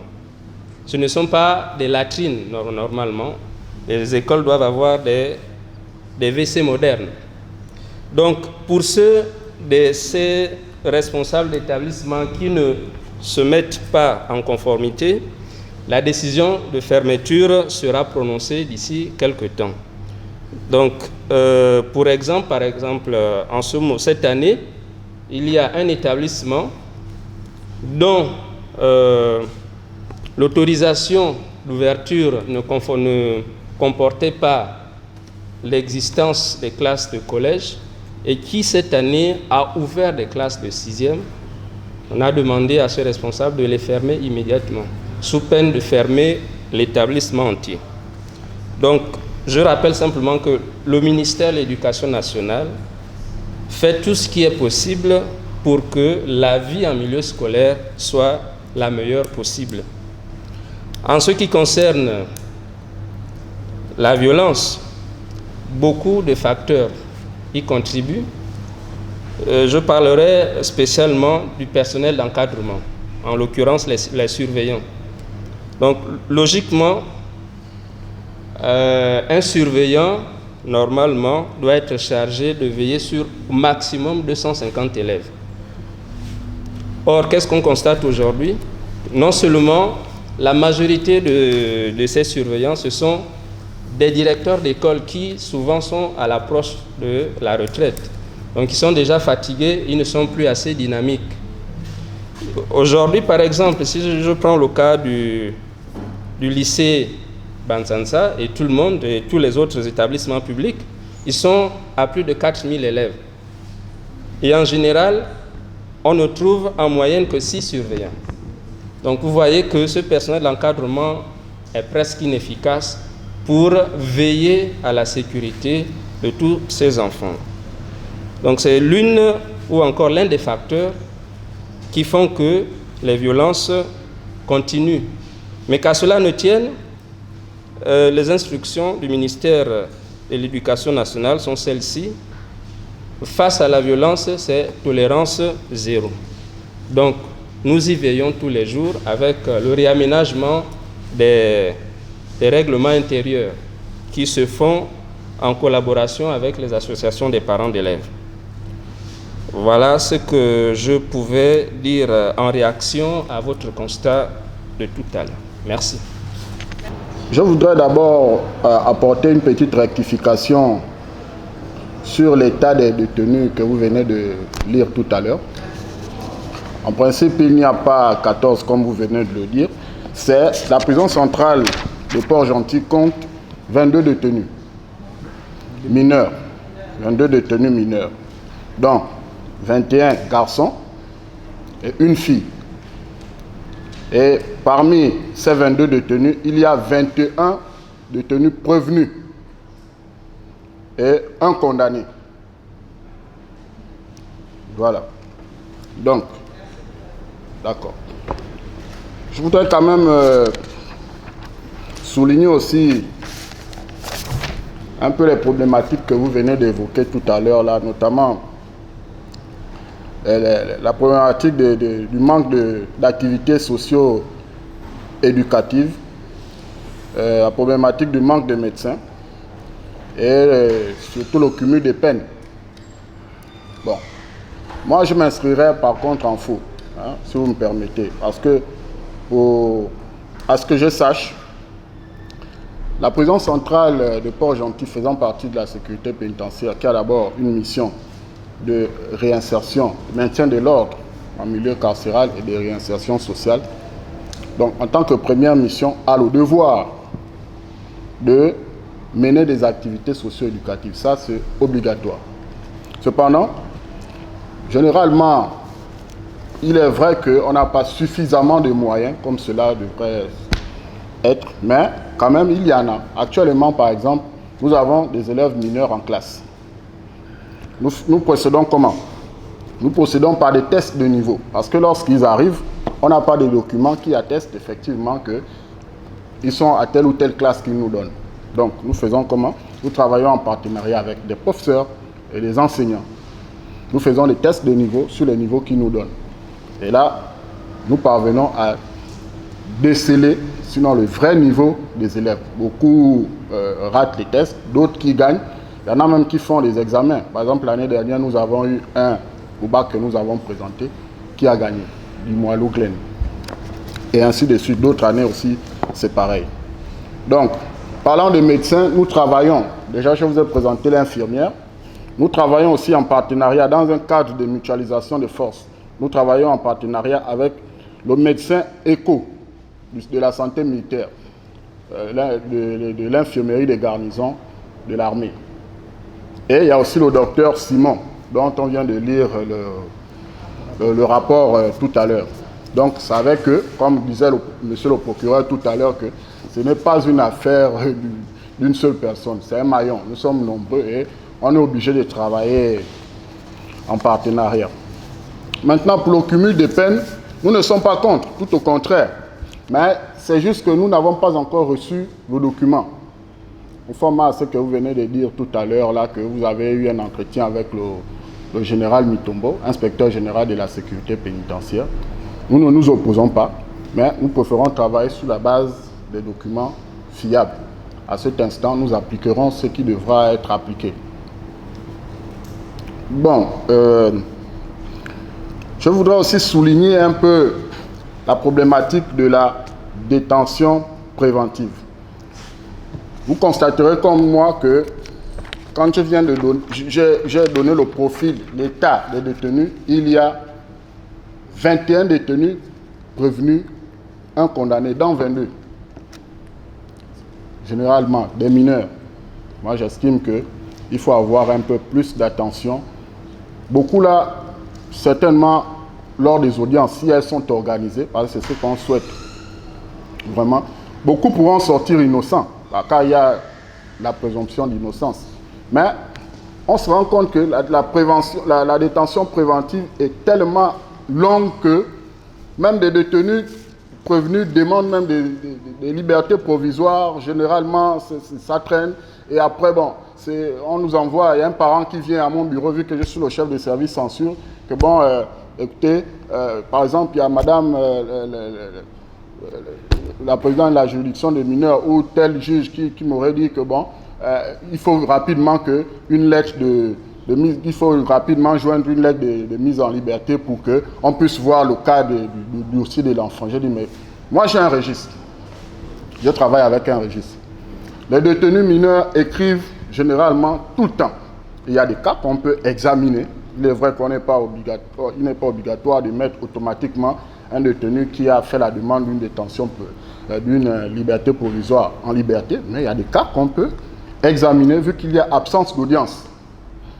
Et vu que la majorité de la population carcérale mineure est exclusivement en détention préventive.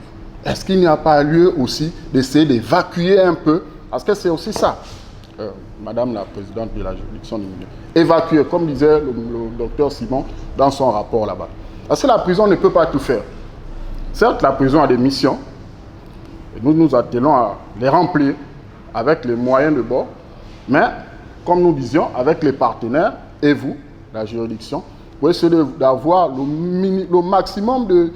minimum de détenus possible en détention. Et ça nous facilitera la tâche. Maintenant, parlant des activités socio-éducatives, comme lorsque j'ai d'abord parlé, je n'ai pas souligné le fait qu'il y a actuellement même 16 détenus mineurs en formation. Nous avons eu un partenariat avec l'ONG SIFOS. Je pense que lorsque vous évoquiez tout à l'heure que vous n'aviez pas été invité, c'est certainement à cause de ça. Mais ce n'était pas un fait sciemment. On sait tous que s'il y a eu des lésions pendant cette agression et que dans le sang, il y a une charge virale même moindre, ça peut être contaminant pour la victime. Donc je pense que la mise sous antirétrovirale doit être systématique. Également le kit pour les personnes victimes de viol. Mais ça, je pense qu'on peut demander à l'hôpital général. Je pense qu'ils peuvent bien mettre à disposition ce kit. Et comme ça, nous, si on réussit à former un collectif, mais dans le collectif, le bureau qu'on va nous accorder, le lieu où on va s'accorder pour recevoir ces victimes, on est toujours ces kits à portée de main pour pouvoir faire quelque chose. Et juste pour votre information, il n'y a pas que le CPR qui fait des tests de dépistage à Port-Gentil. L'OMG 3S également en fait. Et quand on a des cas suspects, on les réfère très souvent vers vous pour confirmation et prise en charge. Nous travaillons déjà avec le psychologue à l'hôpital Gilbert. Voilà, Madame Gilbert. Vous savez que nous gardons des enfants là-bas, et des filles précisément, en âge d'adolescence. Dans nos familles, dans nos maisons, nous savons comment il faut gérer les cas des enfants adolescents. Et il y a une maman qui dort avec elle là-bas. Est-ce que ce n'est pas possible que vous puissiez voir avec, je ne sais pas, le premier responsable de la ville ou avec le CTRI pour que l'État puisse affecter aussi aux structures privées un agent de sécurité. C'est vrai que Nissi est privé, mais Nissi aussi travaille en collaboration avec l'État. Nissi reçoit des enfants qui nous viennent de l'État, des structures étatiques. Et il n'y a pas que Nissi, il y a aussi le centre de Tchenguet, chez le Père Guy. Nous savons tous que c'est saturé, c'est plein. Notre gouvernement peut-il aussi penser à prévoir de telles structures ou encore plus grandes pour pouvoir accueillir, parce qu'il y a des cas qu'on ignore. Lorsqu'on fait des enquêtes ou bien lorsqu'on va dans des quartiers, on sait tous que quelque part il y a des enfants qui sont dans des situations compliquées. Il y a des cas comme la dame a énuméré tout à l'heure, un enfant qui vit avec son arrière-grand-mère, qui ne va pas à l'école. C'est fréquent. Il y a plein de cas différents. Ils sont dans des quartiers qu'on ignore ou alors qu'on connaît, mais ils n'ont pas l'information en fait. Est-ce que notre gouvernement ne peut pas un peu plus amplifier dans le sens de la sensibilisation pour que la population puisse savoir la démarche, la procédure à faire pour pouvoir bénéficier aussi de tout ce qui revient comme avantage pour les enfants. La position, c'est d'installer des boîtes à idées dans les établissements parce que tous les élèves, tous les enfants ne sont pas forcément à l'aise à aller expliquer leur situation aux travailleurs sociaux. Il y a ceux-là qui sont encore timides, il y a ceux-là qui ont encore du mal à s'exprimer, à dévoiler leur quotidien, alors que dans des boîtes, dans des boîtes à idées, en anonyme, ça peut être plus facile pour eux de se confier, de même qu'ils se confient à leurs amis. Donc, voilà. Je vous en prie. Et aussi, les élèves puissent en avoir, afin de connaître leurs droits et leurs obligations. Et nous avons même sensibilisé aux enfants que à chaque fois qu'ils auront des problèmes, la porte du tribunal est ouverte. Soit c'est madame la présidente, soit c'est les juges qui sont en charge, ou même madame le procureur qui peut les recevoir. À chaque fois, la route du tribunal n'est pas loin. Si vous avez peur des enseignants, mais le tribunal, n'ayez pas peur du tribunal. Si nous on vient pour vous sensibiliser, c'est pour que au moins vous connaissez que nous avons une juridiction qui nous protège. Voilà, donc c'est dans ce sens-là que je voulais souligner. Donc, suggestion, recommandation. Catholique, privé, laïque. Lorsque la première année, c'est dans notre programme de sensibilisation. Nous allons sensibiliser les enfants. Nous donnons le code, le droit et devoir des enfants. Nous avons mis en place dans chaque établissement la boîte à idées. Nous avons dit aux enfants, lorsque vous avez des soucis, voilà la boîte, elle est à la direction. Vous avez des soucis, vous écrivez, vous mettez dans la boîte idées. Madame, à chaque fois que nous allons, il n'y a pas. On demande à la directrice, mais nous avons déposé une boîte ici, là, pour des problèmes, pour les soucis des enfants. On ne connaît pas la boîte là où la boîte se trouve. Donc c'est le souci, c'est notre problème, madame. Nous signalons des cas. Le problème avec les chefs d'établissement, nous avons donné le code de l'enfant au chef d'établissement. Lorsque vous recevez ce document-là, faites des photocopies et remettez aux enseignants. Apparemment, madame, ça ne passe pas. C'est bloqué, c'est coincé. Sur les cas des enfants, les enfants qui subissent des violences dans les écoles, ils ne dénoncent pas parce que ça gère d'abord entre eux. Ça gère entre eux. Maintenant, quand ils voient que le cas est grave, ils nous appellent, non, madame la responsable, venez, il y a un cas ici, là. Pour la semaine dernière, il y a eu des enfants de Sainte-Thérèse que la police est allée les sortir, minotés. On nous appelle, la directrice, d'abord n'était pas au sein de l'établissement, elle arrive, elle trouve le problème là-bas. Elle appelle le chef d'établissement, le chef de secteur. Oh, monsieur le secteur, il y a des agents de la police qui sont venus arrêter des enfants qui ont commis un vol au niveau de l'école publique, de la balise. Les affaires sociales ont appelé la collègue qui auditionne les enfants au niveau de la gendarmerie de l'Océan. Elle dit qu'elle est occupée. C'est comme ça que le chef de secteur nous appelle. Madame la responsable, il y a des élèves qu'on a arrêtés, que la police est venue arrêter au sein de l'établissement. Ma collaboratrice, je crois qu'elle et moi, vers 16 ans, nous sommes allés. On ne nous a même pas laissé le temps d'écouter les enfants. On a trouvé, je crois, lorsque nous sommes arrivés, on a trouvé monsieur le procureur. Il était là-bas. On est arrivé, dès qu'on était avec les enfants, on a trouvé des enfants assis, à même au sol, vraiment dans les états dégueulasses. On a trouvé des enfants, des mineurs, des enfants de 12 ans, 8 ans, 9 ans. Lorsqu'on arrive, monsieur le procureur arrive avec les agents de la police. Nous, agents sociaux, on nous met à l'écart. Donc ça veut dire qu'on n'a même pas écouté les enfants. On était à l'écart, c'est comme ça. Après, monsieur le procureur est venu vers nous pour dire que non, vraiment je vous remercie parce qu'on nous attendait jusqu'à 16 h. Si nous, donc ça veut dire que nous, affaires sociales, nous sommes dans les écoles. Si on ne se veut pas déplacer, ça veut dire que les enfants là devaient dormir là-bas au commissariat. En fait, moi, ma préoccupation, c'est que lorsque les agents de la police arrivent au sein de l'établissement, lorsqu'il y a des cas comme ça, on ne peut pas sortir des enfants sans l'avis des affaires sociales. Minotés, des enfants de 9 ans, 8 ans. Nous sommes luttés à ce cas, madame. Et nous sommes aussi sur le cas de la confidentialité des enfants. Lorsqu'il y a des problèmes, des soucis dans les écoles, ça se parle d'abord entre les enseignants, avant qu'on appelle le service social. Nous, on arrive, là, on voit maintenant comme c'était, je ne sais pas, on sort de nulle part, on nous dit non, il y a un cas comme ça. Donc ça veut dire que c'est un cas qui cherche ça pendant 2 semaines, ça se parle entre eux. Donc ça veut dire que les secrets de l'enfant est divulgué dans l'établissement sur une petite fille qui est, par exemple, qu'on retrouve qui est déjà sexuellement active, une petite fille de 11 ans qui est sexuellement active. C'est l'information qui est divulguée dans tout l'établissement. Je crois que M. Lodap, on a eu une réunion avec M. Lodap en début d'année. Nous sommes tenus sur le secret professionnel. Mais les chefs d'établissement, les enseignants, ils divulguent les informations des enfants dans les établissements. C'est là, madame, nous sommes là butés sur le secret. On a donné le code de l'enfant aux enseignants. Rien, madame, ils ne lisent pas. On sensibilise tous les jours, madame, elles ne lisent pas. Et surtout les enseignants. On arrive, elles ont toujours les chicottes au bureau. Elles ont toujours les chicottes et tapent.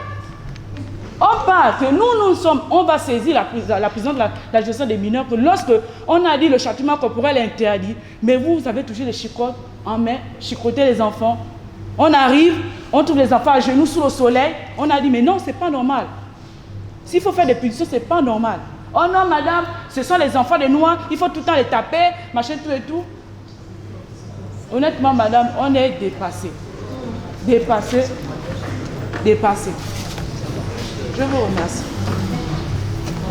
C'est comme dans l'établissement, on va déposer le code au niveau de la direction ou chez le proviseur ou le directeur. On ne sait pas si ça va être relayé au niveau des enseignants ou pas. Il y a aussi l'association des parents d'élèves. Il n'y a pas que les enfants qui ne connaissent pas leurs droits et leurs obligations. Il y a les parents aussi qui ne connaissent pas leurs droits et obligations. Parce que ceux-là aussi doivent être informés et sensibilisés là-dessus.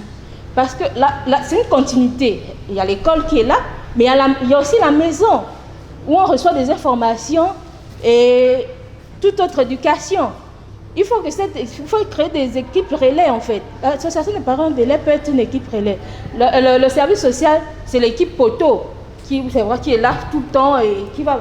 Mais l'équipe relais qui va diffuser l'information, pas seulement dans l'établissement, mais en dehors aussi de l'établissement. Je crois que l'association des parents d'élèves doit être mise à l'écart pour ça. Parce qu'on reçoit beaucoup de parents qui ne connaissent pas du tout le code de l'enfant, qui ne connaissent pas du tout les droits de l'enfant, qui ne connaissent pas leurs devoirs même. Beaucoup, il y a cette méconnaissance-là. Et ensuite, je voudrais parler de la boîte à idées. La boîte à idées, par rapport aux 2 collègues qui sont là, on met la boîte à idées dans un endroit assez particulier. Pas où il y a des grandes personnes. Parce qu'il n'y a pas que les enfants qui dénoncent, il y a aussi les enseignants. D'autres ont peur de représailles de leurs collègues. Donc, ils vont se dire, on est avec vous. Mais parfois, il y a des choses aussi que les enseignants observent des fois, mais qui ne peuvent pas dire. Parce que, c'est l'autre nuit, tu es parti nous trahir. Hein? Non, ça c'est Makaya qui est comme ça. Et c'est souvent ça. Parce qu'il y a leur monde à eux. C'est tout un système. Lorsque nous, j'étais à Coimbourg avant d'être ici, à Libreville, c'est une boîte qu'on avait mise dans chaque coin d'établissement. On s'est rendu compte qu'il y a des enseignants qui intervenaient, qui dénonçaient, parce qu'il y a 3 mots d'entrée en relation avec souvent les victimes. Il y a la demande volontaire, soit la victime vient toute seule par rapport on appelle ça comme différentes sensibilisations que l'on fait dans l'établissement, vient dénoncer son mal-être. Il y a le signalement qui peut être émis par les condisciples ou encore par l'enseignant ou même par la direction. On ne sait pas où le signalement va venir. Il y a la demande volontaire, il y a le signalement et tout ça. On fait comment? C'est un peu dans ce sens qu'il faut placer les boîtes à idées, c'est vrai. Ça peut servir pour dénoncer, mais ça peut aussi servir pour les futures sensibilisations. Parce que si on a des enfants qui traversent des situations assez difficiles, on va se rendre compte qu'il ne s'agit pas d'un seul, de 2 ou de 3 enfants. Lorsqu'on va faire le déploiement de ces boîtes, on se rend compte qu'il y a peut-être 100 élèves qui vivent la même situation ou des situations similaires. Ce sont des sujets qu'on doit déjà prendre en compte puisqu'il faut contextualiser. On va prendre ce qui est tout le temps vécu par la société en général. Mais les enfants savent ce qui les préoccupe. Mais juste qu'on ne leur donne pas la parole. Et ils ont peur de ce qu'ils vont dire. Si maintenant cette boîte a été, et de manière, parce que nous on dit de manière anonyme, l'enfant peut balancer son maître nom, bien initial, c'est déjà important. Il y a aussi les enseignants qui dénoncent. Et encore même qu'on se rend compte qu'il y a des chefs d'établissement qui profitent aussi de ça pour dénoncer, ou encore que l'on puisse parler d'un sujet. C'est un peu dans ça que je voulais intervenir. Merci beaucoup. Donc nous avons pris bonne note de tout ce qui s'est passé, de tout ce qui s'est fait. Nous avons pris acte de toutes les recommandations. Je tenais particulièrement à dire merci, parce que ce n'est pas donné à tout le monde. Merci pour votre implication, parce que vous prenez de vous prenez de votre temps, vous prenez parfois au détriment même des familles. Mais comme on dit, seul le Seigneur va vous le rendre. Nous-mêmes, humainement, on ne peut pas le rendre, mais c'est le Seigneur qui va vous le rendre. Et vous ne pourrez le ressentir que lorsque vous serez dans des moments de difficulté. C'est toujours important d'œuvrer pour quelqu'un. Le meilleur investissement, c'est en l'homme. Nous investissons sur ces enfants. Aujourd'hui, peut-être qu'on pense que ça ne produit pas des fruits, mais ça va produire des fruits. Donc, je tenais vraiment à vous remercier et à vous demander de continuer sur cette voie, de mutualiser nos intelligences. Et je pense qu'ensemble, nous pouvons essayer de faire bouger les lignes pour nos enfants. Plus rien n'étant, j'espère qu'on multipliera ce genre d'intervention parce que ça nous permet de grandir et d'apprendre. Il est quelle heure? Donc nous allons clôturer cette séance de travail et espérant multiplier à nouveau d'autres séances de travail. N'oubliez pas, le groupe est là pour ça. S'il y a des cas, s'il y a des signalisations, s'il y a des dénonciations, n'oubliez pas de le faire. Je pense qu'à partir d'aujourd'hui, on peut œuvrer autrement. Je vous remercie.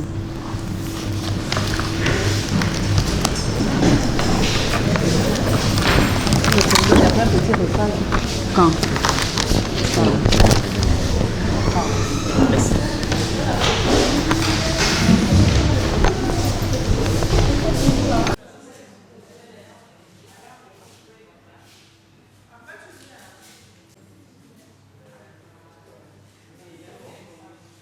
Ok, ça y est?